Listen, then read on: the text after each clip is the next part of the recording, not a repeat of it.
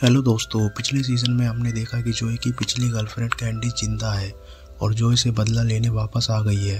दरअसल कैंडिस से अपनी जान बचाकर जोई न्यूयॉर्क छोड़कर लॉस एंजलिस भाग जाता है। कैंडिस जानती थी कि जोई को लॉस एंजलिस बिल्कुल भी पसंद नहीं है, इसलिए जोई ने जानबूझकर इस जगह को चूज़ किया। लॉस एंजलिस आते ही जोई ने विल बैटरलाइन एक फेक नाम से एक अपार्टमेंट बुक किया और जल्दी एक पास के एक ग्रोसरी स्टोर पर जॉब भी ले लेता है।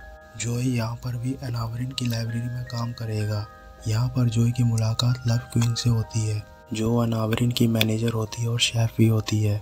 जोई जब लव को देखता है तो उसको फिर से लव एट फर्स्ट साइट हो जाता है। हमें यहाँ पर यह देख के लगता है कि लव को भी जोई पसंद आता है, पर प्रॉब्लम यह है कि विल की कोई भी ऑनलाइन प्रेजेंस ही नहीं होती है। तभी विल की टीनेज पड़ोसन एली एल्विस ने उसे फेक अकाउंट आइडेंटिफाई करने का ज्ञान दिया। फिर जोई ने विल के नाम से एकदम रियल दिखने वाला सोशल मीडिया अकाउंट बनाया। फिर धीरे धीरे लव और जोई में बॉन्डिंग होने लगी। फिर तभी विल की पड़ोसन जोई से कहती है कि कोई सस्पिशियस टाइप का बंदा विल को ढूंढते हुए यहाँ पर आता है। लॉस एंजलिस एंटर करते ही जोई लव के पीछे पड़ जाता है। दरअसल जोई ने असली विल वेटरहैंक के एक लोकल टूरिस्ट फैसिलिटी में लॉक कर रखा है। दरअसल असली विल बैटरहैंक जो जैसे लोगों को फेक आइडेंटिटी प्रोवाइड कराता था, पर जोई ने उससे फेक आइडेंटिटी लेने की वजह उसे किडनैप करके उसी की आइडेंटिटी छीन लेता है। और विल बैटरहैंक की कोई भी ऑनलाइन प्रेजेंस नहीं होती है। जो बंदा असली विल को ढूंढने आया था उसका नाम जैस्पर होता है। दरअसल विल ने जैस्पर से ढेर सारे पैसे उधार लिए थे। $50,000 पैसे ना देने टाइम पर उसकी जैस्पर ने जोई की उंगली काट दी और जोई के पास पैसे लौटाकर अपनी कटी हुई उंगली वापस लेने का 24 घंटे का टाइम था। जोई को ये डर था कि वो बैग की तरह लव को भी नुकसान पहुंचा सकता है। अब जोई लव का पीछा करते हुए उसके दोस्तों से मिलता है। पहले तो जोई को लव के दोस्त बिल्कुल भी पसंद नहीं आए, फिर जोई को धीरे धीरे उनमें इंटरेस्ट आने लगा। जोई जैस्पर को फंसाकर अपने स्टोरेज रूम में ले जाता है और वो उसे मारकर अपनी उंगली वापस ले लेता है ताकि वो समय रहते डॉक्टर से अपनी उंगली वापस लगवा सके। जोई ने अनावरिन के किचन में रखे मिल ग्लैंडर की मदद से जैस्पर की बॉडी दिखाने लगा दी। फिर वो लव से मिलने चला गया। अब लव को पूरा यकीन हो गया था कि जोई झूठ बोलकर उसे इग्नोर कर रहा था और जोई के पुराने रिलेशनशिप को सुनकर लव ने यह डिसाइड किया कि वो अब दोनों दोस्त बनकर रहेंगे। और इस पूरे सीजन में जोई की उस पड़ोसी के साथ में एक अलग ही स्टोरी लाइन चल रही थी। एली की बड़ी बहन डेलिना ने जोई को बताया कि यहाँ के एक फेमस कॉमेडियन एंडरसन ने कुछ साल पहले उसे ड्रग्स खिलाकर रेप किया था। और डेलिना जब 17 साल की थी और कोई सबूत ना होने की वजह से डेलिना पुलिस कंप्लेंट ना कर पाई। अब डेलिना की छोटी बहन एली को अपना दोस्त बना लिया ताकि वो एंडरसन की वजह से अपनी शॉर्ट फिल्म प्रोड्यूस कर सके। और एली ने चुपके से जोई को एक वीडियो भी बनाया था और ये देखकर जोई ने गुस्से में एली को फ़ोन तोड़ दिया। फिर बाद में उसे एक नया फ़ोन भी दिला दिया और जोई ने नया फ़ोन देकर उसमें एक हिडन सॉफ्टवेयर इंस्टॉल कर दिया था। और बहुत कोशिश करने के बाद जोई लव को नहीं बुला पा रहा था। अब जोई ने लव को फंसाने के लिए जोई ने उसके डिप्रेस वाइफ फोंटी की मदद करनी शुरू कर दी। दरअसल फोंटी एक फील्ड स्क्रीन राइटर है। एंडरसन के खिलाफ सबूत जमा करने सेलिना और जोई उसके घर प्राइवेट पार्टी अटेंड करने चले गए। फोंटी ने यह सोचा कि इसी बहाने वो हैंडर को उसकी नई स्क्रीन सुना देगा, पर फोंटी को अपने साथ लेकर जोई ने बहुत बड़ी गलती कर दी। पार्टी में नशा करते वक्त फोंटी का ज़बरदस्त ब्रेकडाउन हुआ और फोंटी को इस हालत में देखकर एंडरसन ने यह पार्टी रोक दी। फिर फोंटी को सही सलामत जो के साथ घर भिजवा दिया। ये देखकर जो को लगा कि शायद एंडरसन इतना भी बुरा इंसान नहीं है। फिर जो नशे में धुत फोंटी को उठाकर उसके घर ले गया। यह देखकर लव उससे काफ़ी इम्प्रेस हुई। फिर जोई लव की पिच पर एक दमदार शानदार बैटिंग करता है।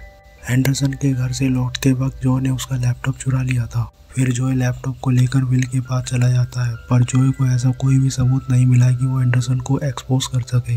घर वापस लौटते समय फोंटी ने जोई को एंडरसन के घर में मौजूद सीक्रेट रूम के बारे में बताया। दरअसल एंडरसन ने इस रूम में ढेर सारे खिलौने रखे थे।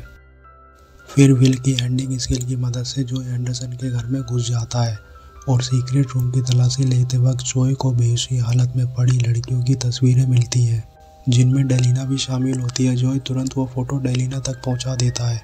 फ़ोटो मिलने के बाद भी ये लोग एंडरसन का कुछ भी नहीं बिगाड़ सकते, क्योंकि एक भी फ़ोटो में एंडरसन नहीं दिख रहा था। और ये साबित कैसे करेंगे कि ये फ़ोटो एंडरसन ने ली थी। और अगर ये फोटो पुलिस ने एंडरसन के घर से जब्त की होती तो अलग बात थी। फिर एली किसी को भी बिना बताए एंडरसन से मिलने चली जाती है, पर जॉय एंडरसन के अकाउंट से सारी चैटिंग पढ़ लेता है। जॉय चुपके से एंडरसन के घर में घुस जाता है, जहाँ पर वो देखता है कि एंडरसन एली के ड्रिंक में नशे की दवा मिला रहा होता है। फिर जॉय एंडरसन के ड्रिंक्स में भी ड्रग्स मिला देता है।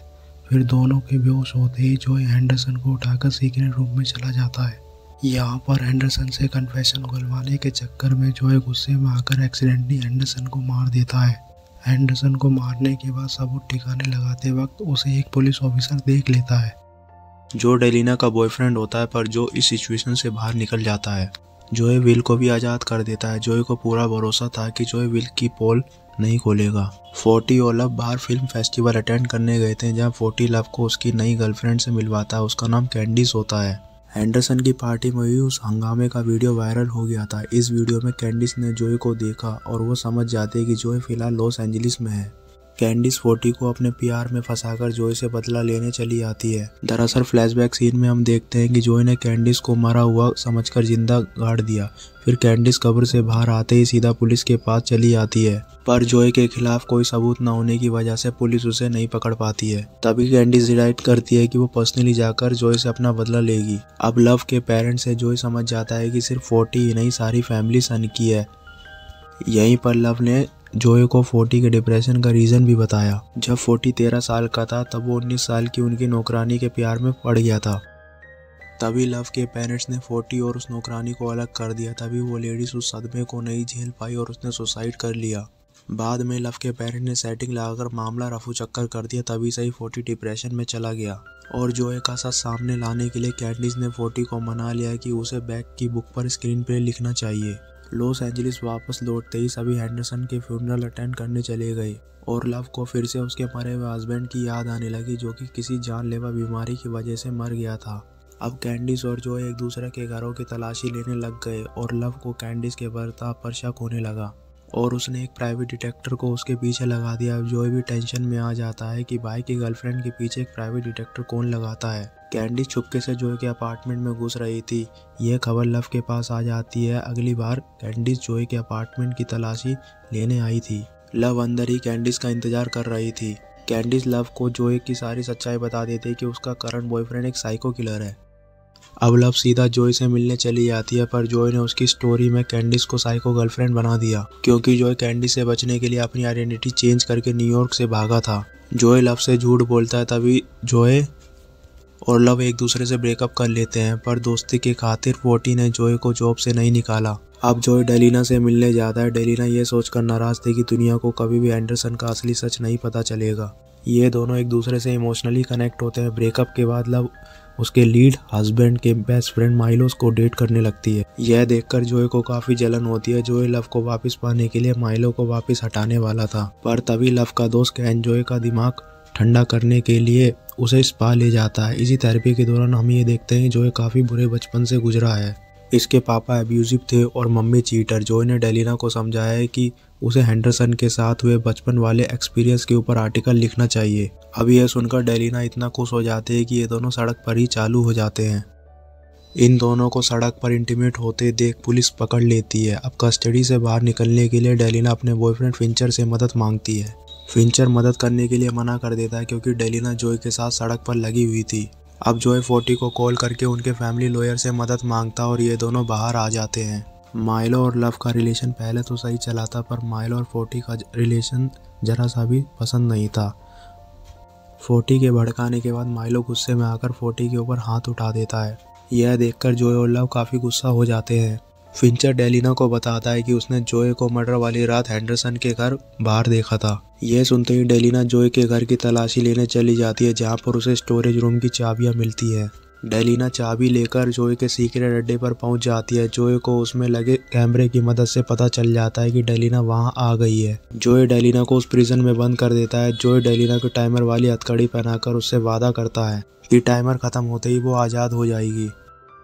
तब तक जॉय लॉस एंजलिस छोड़कर भाग जाएगा। अब डेलिना को स्टोरेज रूम में छोड़कर जॉय भागने की प्लानिंग शुरू कर देता है और जाने से पहले वो लव को इमोशनली गुड बाय लेटर भी लिखता है। पर तभी 40 फिल्म स्क्रीन पूरी करने के लिए जॉय को किडनैप कर लेता है। 40 की कहानी में स्क्रीन प्ले लिखने में एली भी उसकी मदद करेगी। दरअसल प्रॉब्लम ये थी कि स्क्रीन को पूरा होने तक ये बॉडीगार्ड किसी को भी बाहर नहीं जाने देंगे। जोए समझ जाता है कि डेलिना के हाथ खुलने से पहले टाउन छोड़ने का बस एक ही तरीका है कि उसे 40 के साथ मिलकर स्क्रिप्ट राइटिंग पूरी करनी होगी। जोए 40 के साथ मिलकर स्क्रिप्ट पूरी कर देता है और स्क्रिप्ट इतनी बुरी थी कि एली कहती है कि इन्हें फिर से जीरो से स्टार्ट करना होगा। यह सुनते ही 40 खिड़की से कूद कर भाग जाता है। अब जोए उसका पीछा करते हुए पास के बार में चला जाता है, जहां 40 ने जोए को LSD मिली हुई ड्रिंक पिला दी ताकि ये दोनों अपने सारे सेंसेस को एक्टिवेट करके स्क्रिप्ट पूरी कर सके। 40 को लेकर होटल रूम में वापस आते ही LSD के कारण जो को अजीब अजीब से विजन आने लगे। एक विजन में जोए ये देखता है कि उसके हाथ खून से सने हुए थे। तभी वीडियो कॉल पर बात करते हुए लव ने जोए को लॉस एंजलिस ना छोड़कर जाने के लिए मनवा लिया और 40 का LSD आइडिया काम कर जाता है। 40 स्क्रिप्ट पूरी कर लेता है और साथ के साथ ये अंदाजा भी लगाता है कि बैकी का मर्डर उस डॉक्टर ने नहीं जबकि बैकी के बॉयफ्रेंड ने किया होगा। यह सुनते ही जोए 40 को मारने चला जाता है। तभी 40 एक और बम फोड़ता है कि 40 ने बचपन के प्यार में सुसाइड नहीं किया था बल्कि छोटे 40 ने ही उसे मारा था और उस वक्त एग्जैक्टली क्या हुआ था ये 40 को याद नहीं। 40 को इस कन्फ्यूजन के सुनने के बाद जो उसे मारने की वजह समझाने लगा। फिर LSD की वजह से ये दोनों नशे में धुत हो गए। सुबह उठते ही जो भागते हुए डेलिना को देखने चला गया। स्टोरेज रूम में पहुंचकर जोए देखता है कि डेलिना को किसी ने मार दिया है। जोए को लगता है कि शायद किसी ने LSD ट्रिप में ये मर्डर किया होगा, पर जोए के पास कोई सबूत नहीं होता है। पहले उसे लगता है कि शायद उसके पीछे विल का हाथ होगा, पर विल फिलीपींस में मदद कर रहा था। फिर 40 ने उसे बताया कि पिछली रात को उसने जो को स्टोरेज रूम के पास ड्रॉप करके कैंडिस को कॉल किया था। यह सुनकर जोए को शक हो जाता है कि कैंडिस ने ही डेलिना को मारा होगा। नशे की हालत में 40 ने कैंडिस को ढेर सारे वीडियो मैसेज भेजे थे। इस बात को लेकर कैंडिस और 40 को लेकर जबरदस्त झगड़ा हुआ। 40 का वीडियो मैसेज चेक करते हुए कैंडिस ने देखा कि 40 ने उस रात जो को स्टोरेज फैसिलिटी की लोकेशन पर ड्रॉप किया था। कैंडिस फौरन उस लोकेशन पर पहुंच गई जहां पर उसने डेलिना की बॉडी के साथ रंगे हाथ पकड़ लिया। कैंडिस ने पेपर स्प्रे की मदद से जोए को उस विजन में बंद कर दिया और लव को मिलने के लिए मैसेज किया और लव के उधर आते ही जो ने हार मान ली और कैंडिस ने सॉरी बोलकर लव के सामने सारे गुनाह कबूल कर लिए। यहाँ पर हम फ्लैशबैक में देखते हैं कि उसकी मम्मी को बचाने के खातिर झूठे जो ने ही उसके पापा का मर्डर किया था। तभी से ही उसके अंदर ये डार्कनेस आने लगी। बस जो को अब और नहीं भागना, वो यहीं पर प्रिज्म में बंधा पुलिस के आने का वेट कर रहा था, पर पुलिस बुलाने की वजह लव ने कैंडिस को ही मार दिया और वापस अंदर जाकर जो के सामने अपने प्यार का इजहार किया। यहाँ पर लव ने जो को बताया कि उसे शुरू से ही जो की रियलिटी पता थी, इसीलिए जो पर रिसर्च करके उसने अपने प्यार पर पढ़ने पर मजबूर कर दिया। जो की तरह लव भी बचपन से ही साइको है। इसी ने अपने भाई को बचाने के लिए उसकी 19 साल की गर्लफ्रेंड का मर्डर किया था और डेलिना को भी लव ने ही मारा है। यह सुनते ही जोए समझ जाता है कि लव उसका शिकार नहीं बल्कि जोए उसका शिकार है। लव ने पहले से ही सारी प्लानिंग करके रखी थी। पहले तो ये एली को एंडरसन के मर्डर में फंसाएगी और बाद में अपने फैमिली लॉयर की मदद से उसे बचा लेगी, क्योंकि डेलिना को मर्डर को सुसाइड दिखाकर इस केस को क्लोज कर देगी। यह सब सुनकर जो काफ़ी डर जाता है। वो सोचता है कि लव को मारकर ही उससे पीछा छुड़ाया जाता है। तभी लव जो इसे कहती है कि वो प्रेग्नेंट है। लव की फ्रेंड की शादी में जो ने उससे वादा किया कि वो अपने बच्ची और लव को कहीं भी नहीं छोड़कर जाने वाला। अब जो एली को इनडायरेक्टली बताता है कि उसकी बहन कभी भी अब वापस नहीं आने वाली है। जोए एली को कुछ पैसे देकर लॉस एंजलिस से भगा देता है। जोए की सच्चाई पता चलते ही 40 को पूरा यकीन हो गया कि जोए भी मैक का मर्डरर है। 40 ने साइको किलर से अपनी बहन को बचाने के लिए उसके ऊपर बंदूक तांग दी। तभी वहां पर फिंचर आ जाता है। 40 और जो को इस पोजीशन में देखते हुए फिंचर ने 40 को शूट कर दिया। 40 के मरने के बाद लव ने सेटिंग लगाकर सारा इल्जाम अपने भाई पर डाल दिया ताकि वो जोए को बचा सके। एंड सीन में हम देखते हैं कि जोए और प्रेग्नेंट लव खुशी खुशी नए घर में शिफ्ट हो गए हैं। तभी जो की नज़र उसके नए शिकार यानी कि उसकी पड़ोसन पर पड़ी और यहाँ पर सीजन 2 खत्म हो जाता है। तो आपको हमारी वीडियो कैसी लगी कमेंट में ज़रूर बताएं और वीडियो को लाइक करें, शेयर करें और चैनल को सब्सक्राइब करें और आगे आने वाली हर वीडियो को देखने के लिए बेल आइकन को ज़रूर दबाएं ताकि आपको वीडियो की नोटिफिकेशन मिल सके। तो मिलते हैं अगली वीडियो में। Thanks for watching.